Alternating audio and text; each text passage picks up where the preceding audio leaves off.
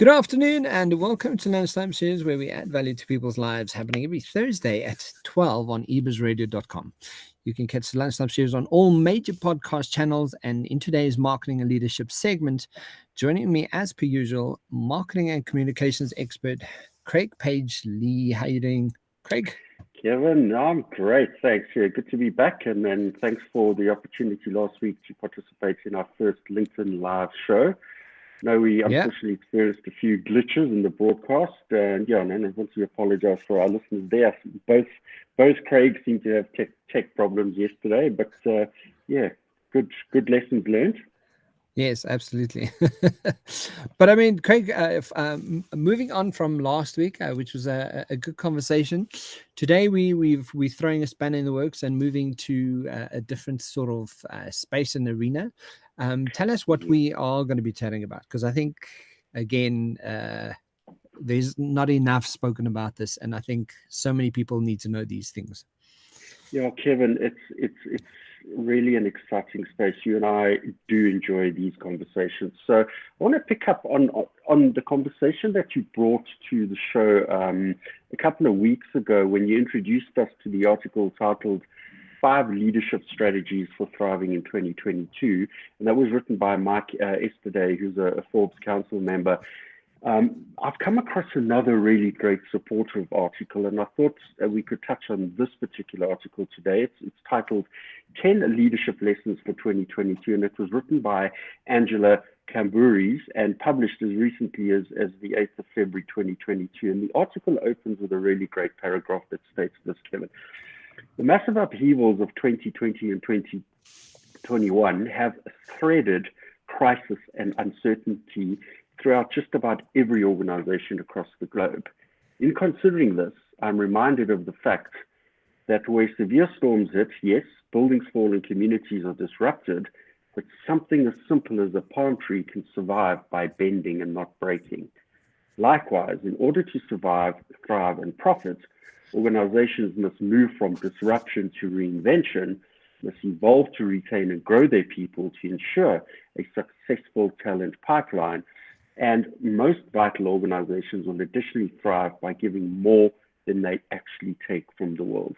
So put simply, 2022 demands a more human approach, and as a result, a new leadership strategy where leaders who can remain optimistic will build agility in times of disruption and deliver business strategies will create workplace for both people and organizations to flourish and succeed. And an incredibly powerful statement that really does come out of and support the previous thinking in the 5 leadership strategies mentioned earlier.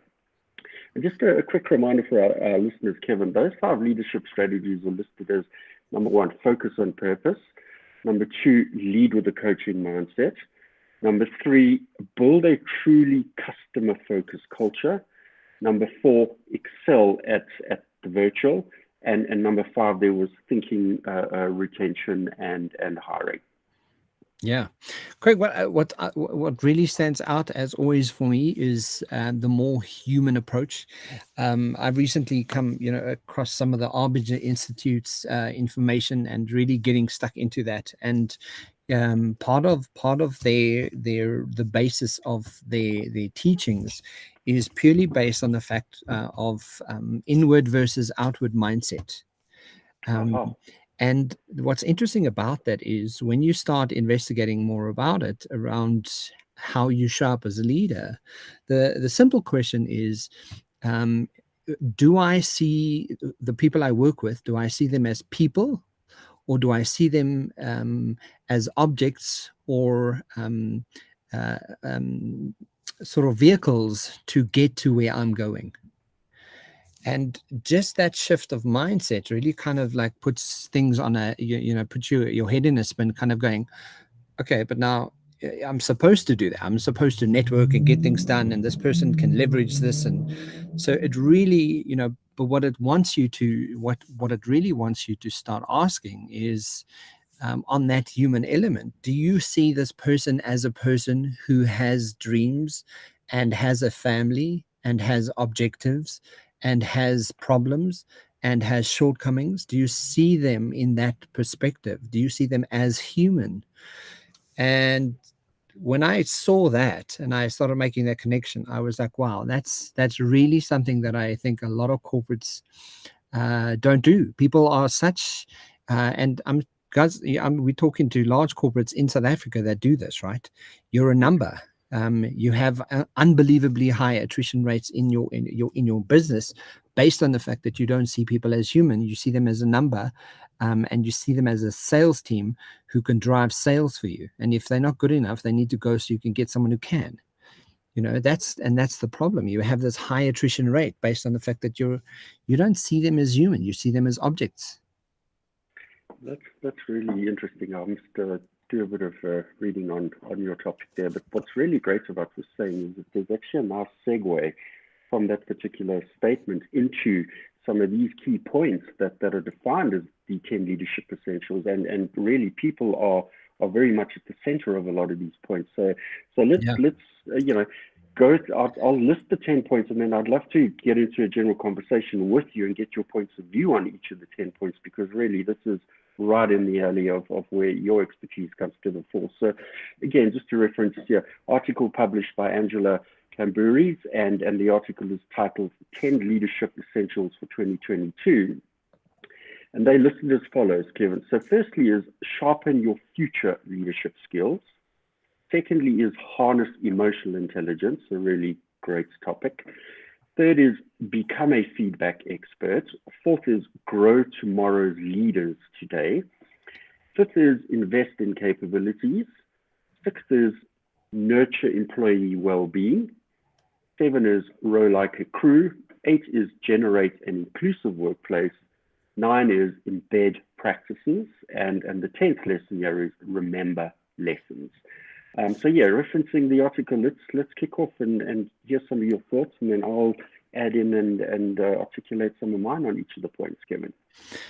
So, I mean, the first thing that comes to mind is sharpen your future leadership skills, right? And just recently, I'm a TikToker, and I've started posting TikToks, and I listen and I share TikToks, and but what I do follow is not people doing dances and doing funny, quirky things.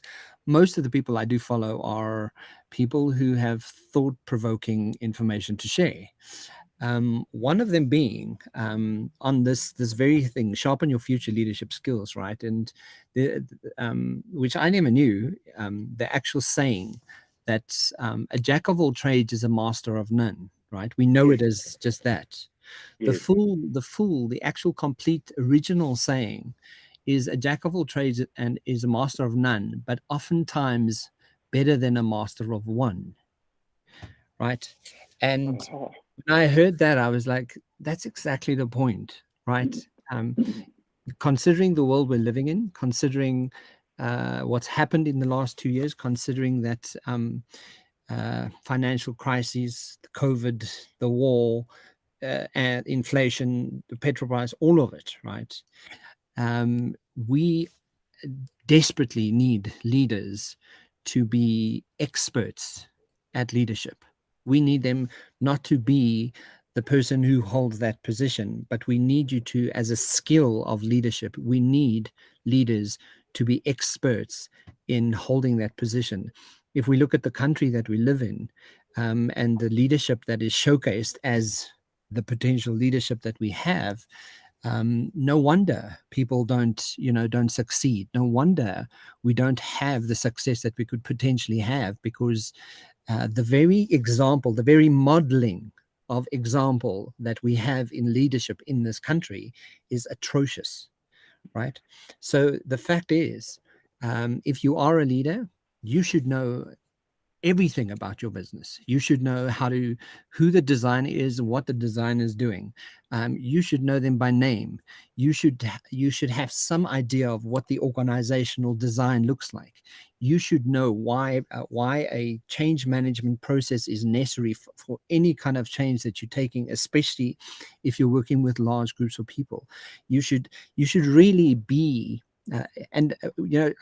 it's almost like having the MBA, but more than having the MBA is practicing the practical tools of how to run a business, how to actually show up as a leader, long gone are the days where people can just sit back and kind of go, okay, well, I'm the boss, and you have to listen to me.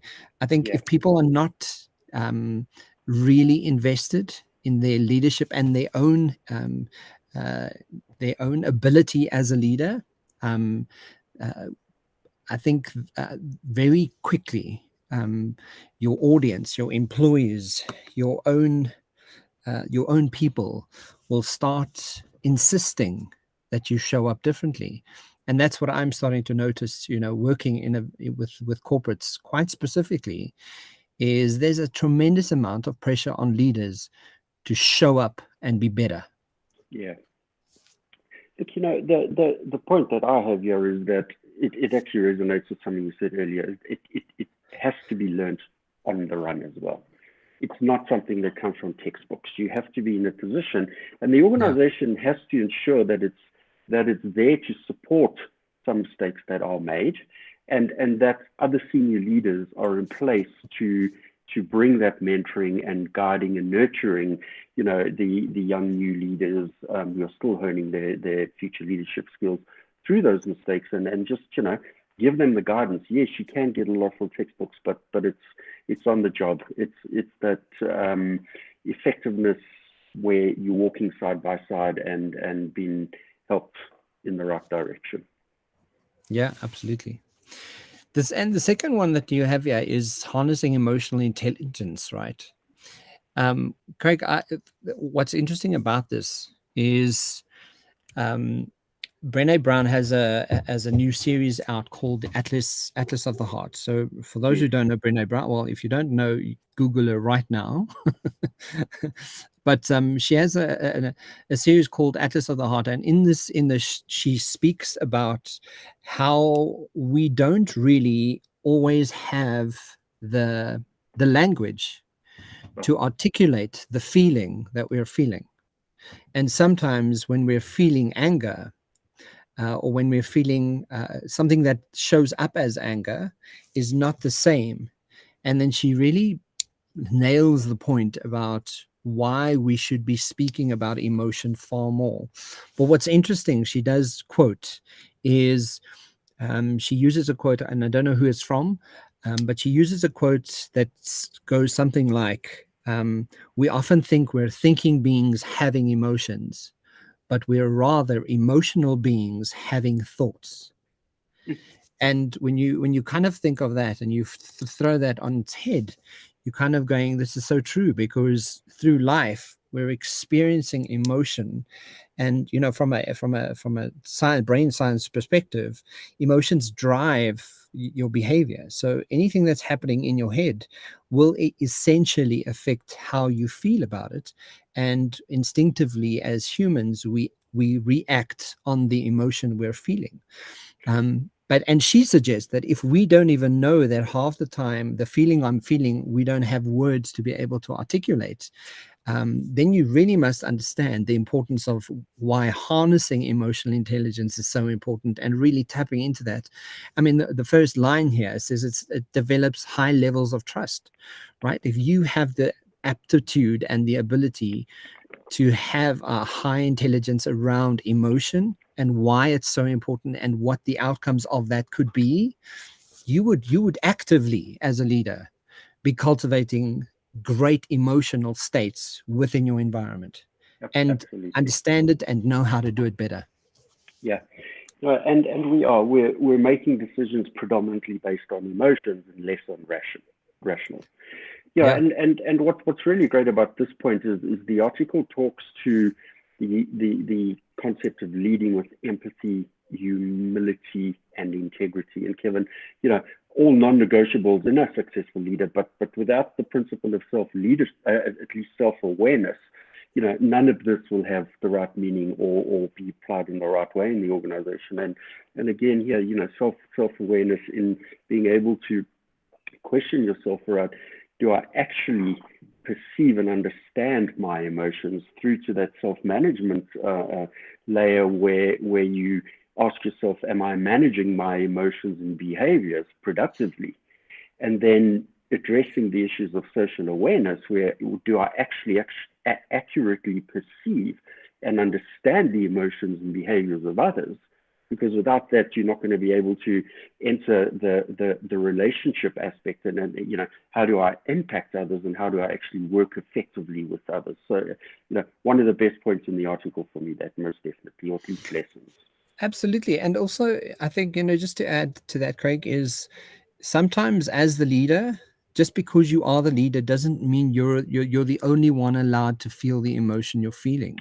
Nice. Right? Because then you also are standing in the way of, what potential could come out of the employees, But when you show vulnerability and kind of go, oh, wow, guys, I've just lost my temper and I don't know why this is triggering me. I need to go and investigate that, and I will come back with an answer. But let's just carry on with the meeting. I'll be back in a little while. If you have the courage and vulnerability to be able to do that, it gives people permission to kind of go, oh, wow, this is a human who's experiencing a human moment. And I want to have a conversation with someone who can do that.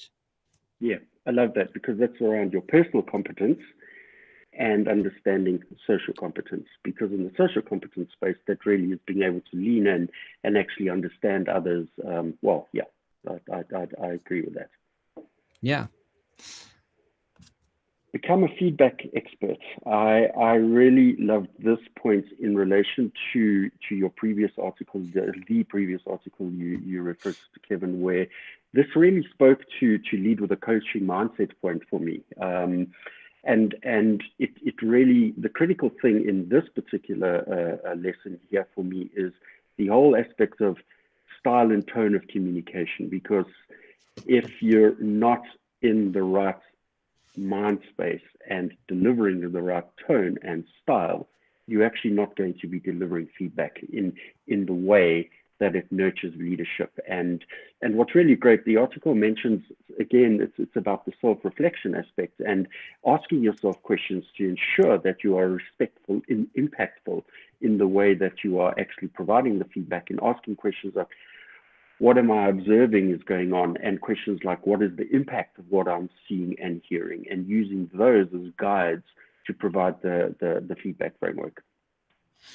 Craig, but I just want to, touching on this is really interesting. And it's something that I'm reading currently. I'm reading a book by Joe Navarro, who's written something called Be Exceptional, and Master the Traits of the Extraordinary. And one of the things he mentions is situational awareness. And I kind of found it quite funny yesterday when I was like, I made a TikTok video out of this, and I was like, do you know those moments when you get really aggravated and you realize that the people in the environment that you're in, perhaps just in a shopping mall or in an office situation, people are extremely loud, or people are just standing with their trolley in the aisle and they just in your way, and you get irritated. And what's essential about that is situational awareness, right? And the parts of the situational awareness is, am I aware of exactly what you've mentioned, the tone, what I'm seeing, what I'm experiencing, how I'm feeling about it? But am I also aware of the environment that this is taking place in, right? And again, when you are more self-aware and when you when you practice situational awareness, you can also conduct yourself and understand what kind of feedback needs to come out of this moment, right? And I think it's a practice leadership skill. That's an ongoing thing. That how situationally aware are you of what is going on, or are you kind of do you sort of take that approach that I'm like, okay, yeah, it's another meeting, I'm just in the room and I'm just sitting here and I'm taking part because I have to be here. Because then you're not actually leading. You're just reactive or passive to the approach of what leadership should be. Yes, absolutely. So on that point, going into lesson number 4, it's about growing tomorrow's leaders today. And if we're not growing tomorrow's leaders today, they are just going to be present. They're not going to be active in engaging in leadership or in those particular meetings, Kevin. And again, this is the re-emphasizing point one, where I was thinking about how you can actually really fast track and enhance the opportunity for growing tomorrow's leaders today. And something that we talk about quite often is the concept of a junior board in an organization as well, where you can expose future leaders to the rigor of running a business and actually help them develop and hone their own leadership style in a real-time immersive context. Yeah.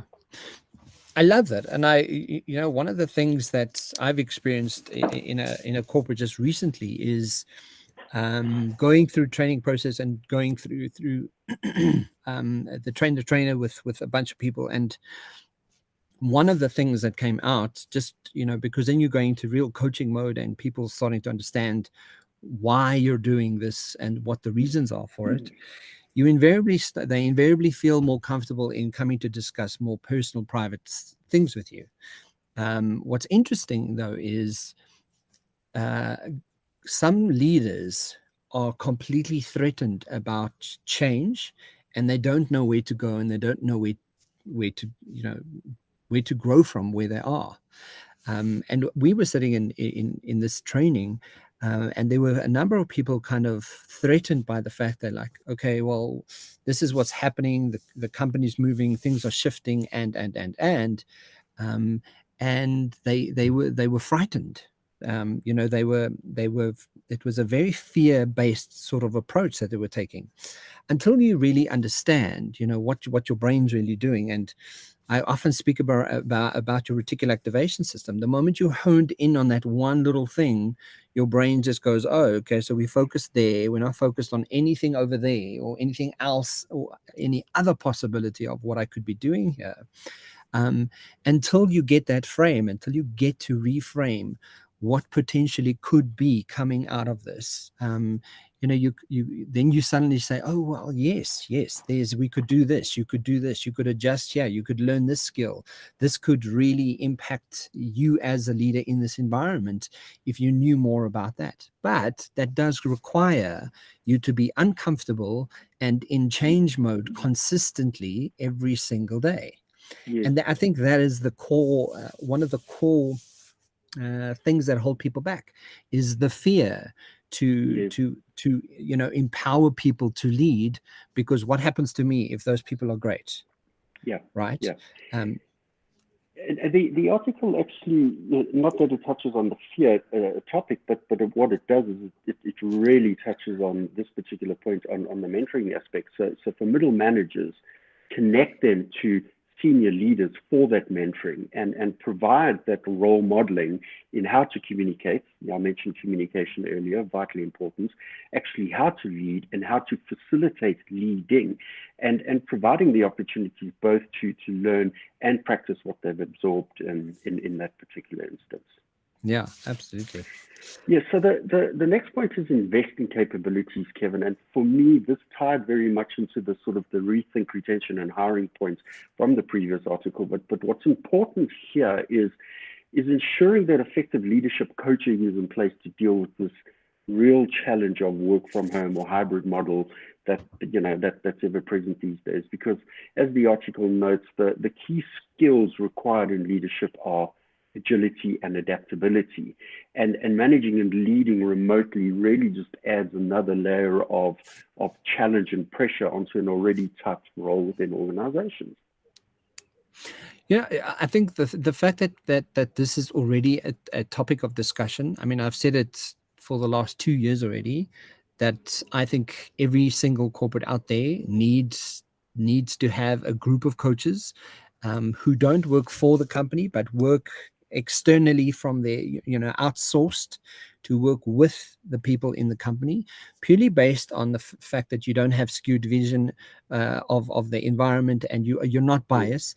And secondly, you stop making HR people your coaches, because HR people are HR and they're working for that company. And if anyone in that company goes to HR and complains about anything, people stop going to HR for anything based on the fact that they're probably going to get into trouble for moaning about it, right? So the fact that HR is involved in coaching at all is a really bad idea. And that's just my opinion. But essentially, I think leadership coaching, I mean, it's one of the programs that we're starting is managers as coaches, right? And simply based on the fact that the truth of the matter is the landscape has changed. It is changing. It's fast changing. And how do I, as the leader, really stick to getting done what I need to get done, but still having a team that I'm connected to, that I can build trust with, that I can unpack information with, that I have a degree of coaching skill as the management or the leader of that team to be able to effectively get the results that I'm looking for. Because it's essential core sort of component to having a successful business at this point. So that really talks nicely to the seventh lesson in the article, which is row like a crew, and it is all about teamwork. And as we've discussed on numerous occasions, Kevin, teamwork is a prerequisite for achieving that high performance outcome. And what's interesting for me here is, I was an oarsman, rower, captain of the University Rowing Club for a few years, rowed for London Rowing Club when I lived in the UK, and rowed in 4s and 8s. And the absolute minimum requirement is you have to be present, because when you're not present physically, you're letting down the rest of the crew members. But when you're not present mentally, you're actually just destroying the rhythm to make the boat move in an optimum way. So very much playing into the row like a crew proposition. And the critical thing here again is each individual must learn how they can simultaneously follow and lead to create the success, and understand the strength of your role in the broader team as well. Yeah, absolutely.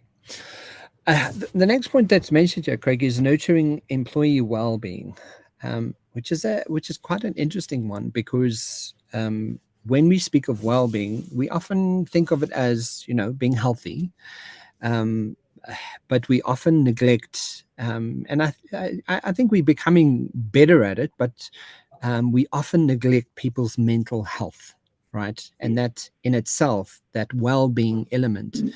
The problem here that's coming up all the time for my environment that I'm working in is burnout and boundaries, right?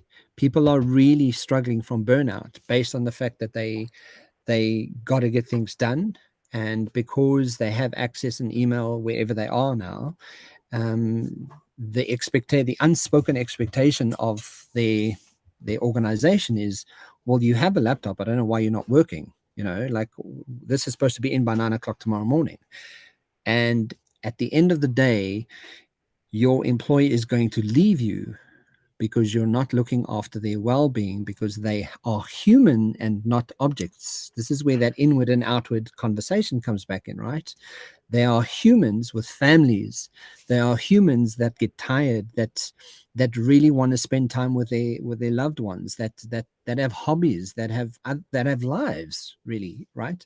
That's the one thing. And the other thing is, what kind of program do you have? And I know there's this, I can't think of the name now, but there's that wonderful supposedly health chat line that you can phone that big corporates use in South Africa. Yes, like the I don't know what they're called. But nobody uses it because it's completely useless. But yet big corporates pay thousands and thousands of rands for this advice that just pretty much doesn't work. And essentially, boundaries are unbelievably important, especially working on in a remote capacity, because if you don't, and it's human nature, if you don't show people where your boundary is, people will show you, they will push your boundary until that you can't anymore, right? Yeah. It's a huge problem. What's really good about this point in the article, Kevin, is it references the fact that leaders really need to know and support the way that work gets done in the organization, and actually know what the day-to-day experiences of employees are, and be committed to enabling them to achieve during that day. Absolutely, Craig. And why isn't there? And yes, like a just random off the cuff kind of thing. And this is, I think, where HR policies and what people are valuing and this remote work situation is creating. Why aren't managers or why aren't more leaders in business going, you know what, we've just accomplished this unbelievable project. Please take 2 days off next week. Just randomly, and call it something. Create it part of the HR policies that you're allowed to give people off based on the fact that they've completed a tremendous amount of work, and they need to rest. Having something that easy, that's what people need. They just want time to have downtime. Right. And it's great that people get things done, and there's some kind of wonderful push and commitment from your employee side. But from your side as the leader, do you recognize that they're still people and they need time off? Right. And I think that also is a sure quick sign of a really great leader. Yes, and you referenced the HR department, and I have a wry smile when you mentioned that. They're sitting there clock watching.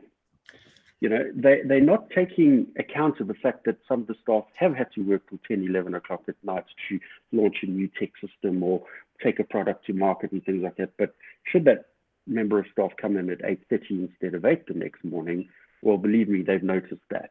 And it's the wrong metrics that have been applied in that regard, Kevin. Absolutely. Yeah, and maybe that's the case. Maybe it's the leader working closely with HR to understand that this is what the team is going through. So let's for the next month work in time for them to take off, and be that type of leader. Yeah, completely. Expectation management and communication. Without the communication, nobody will know. Absolutely. Yeah. The 8th point. Yeah. Generate. Well, in fact, this is wonderful because it's a great segue into this point again as well. Is generate an inclusive workplace. And this again ties in directly into the diversity, equity, and inclusion conversation. And remember, Kevin, we always adding the sense of belonging aspect to the topic, because belonging is very much born out of that good workplace culture. And the article mentions belonging to employee resource groups, implementing buddy systems where staff can actually host new employees across each department for a period of time. And mentoring definitely will also help new employees develop those necessary skills required for their respective roles. Craig, on this point, I'm currently working with a client who they literally sit about 10 meters away from another division. So if you got up out of your desk, walk 10 meters that way, you would be in the claims department. And when you talk about just having inclusive workplace, that they don't get up out of their chairs. They rather send people an email, and they're 10 meters away from them. So you're kind of going, okay, so is that just pure laziness? What is that about? Like, why are you not actively getting involved with getting to know the people you work with, right? You're there 8 hours a day, sometimes 10 hours a day of slogging away and making business happen. You may as well make it a place that you enjoy going to, right? That's what I never understand. It's like you're there and then you're morbid and you're miserable and then you're moody and then you take it out on that person because you're always sending them 375 emails because you can't get up and go and speak to them like a human. Like, what is that about, right? And I think it's bad culture, bad organizational culture. And for cultures to really just start paying attention to that, so that people are more inclusive, so that people are speaking to each other as humans are intended to do. Yeah, and the MBA acronym, we often change to MBWA, and that's manage by wandering around. And that's yes. The enablement of getting out of your chair and walking over to a staff member and colleague and actually having a conversation and being present in the environment this again, how much of the conversation is shaped at the water cooler or coffee machine. And if you're not managing or leading by wandering around, you're going to miss out on a whole lot of intel that's necessary to understand the organization, but you're also going to miss out on great opportunities to contribute to that conversation as well. Craig, I just want to check how much time we've got left, because there's one point that I want to make here, and there's something called there's a quick exercise around something called collusion, right? And it also comes from the arbiter work that I've recently worked through, and the collusion is what it basically does is I do a set of things, right? And because there's a lack of communication and I see you as an object and I don't really pay attention to you as a human, I do a set of things. What you then in turn do is you respond according to what I've done, right? You then respond and then you go, oh yeah, he's being so difficult. You then in turn go and behave a certain way. And because you've got this from me and you go and behave a certain way, you then go and say, okay, well, this is how I'm going to respond according to that. So then I then receive your response, not in the best favorable way, based on the fact that I've responded this way.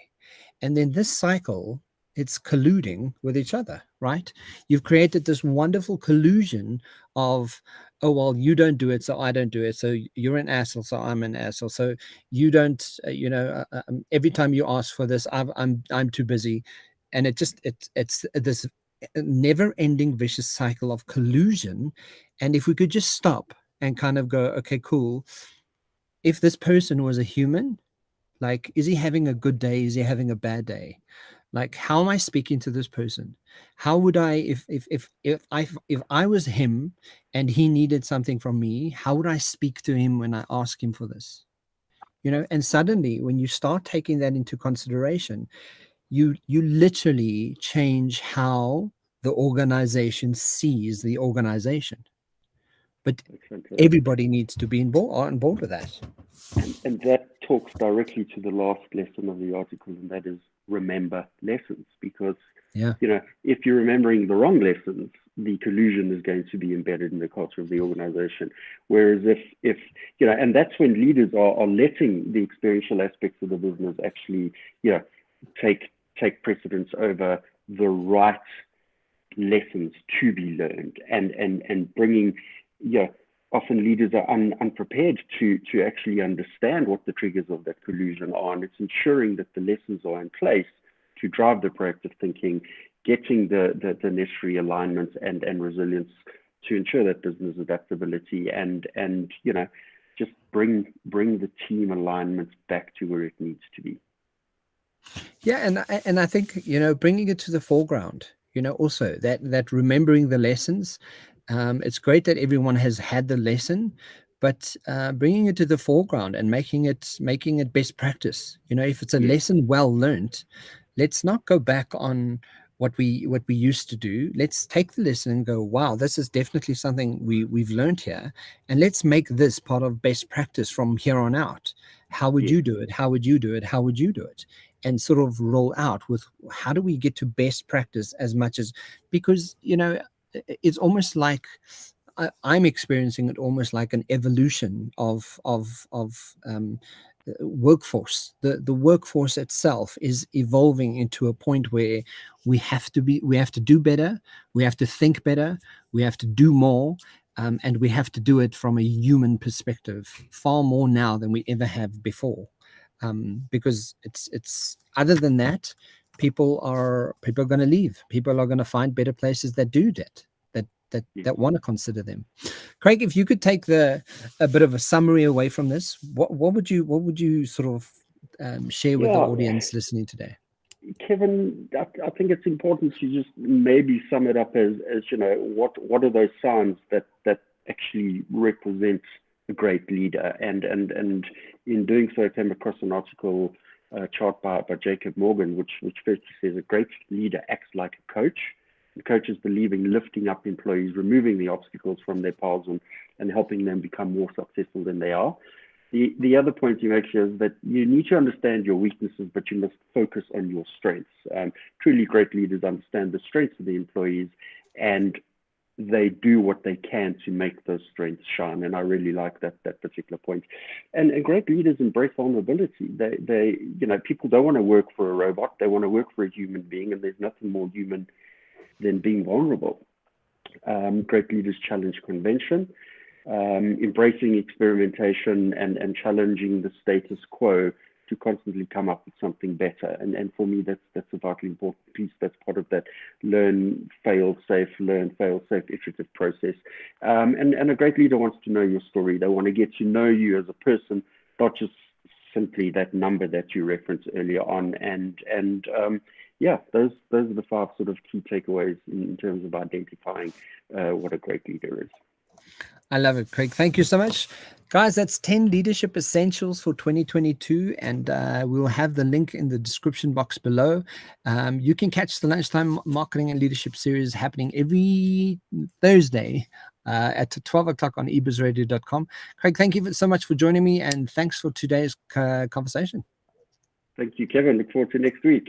Have a great week ahead. Chat to you soon. Cheers. Bye. Thanks, Joe. Bye.